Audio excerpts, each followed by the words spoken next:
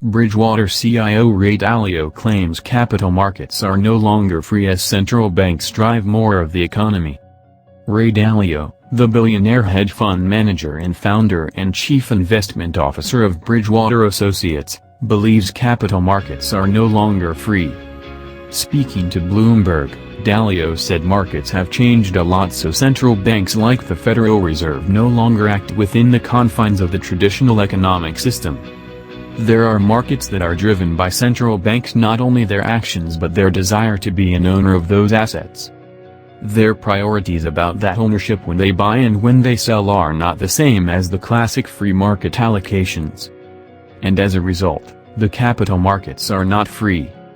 He said central banks, in normal times, will put money on deposit for banks to borrow and lend it to people who can pay. This creates the credit system and other financial assets compete with each other. Now, Dalio said, the economy and the markets are more driven by the ownership of assets by central banks.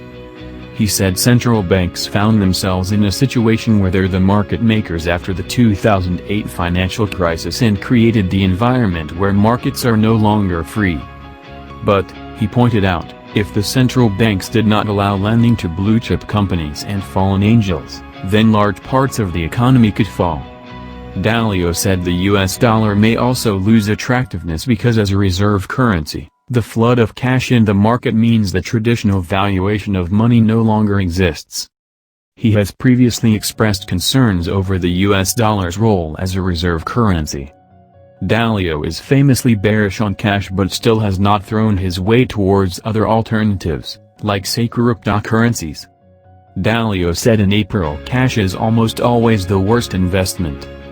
The billionaire has talked about Bitcoin before but felt cryptocurrencies are much too volatile to function as a store of value.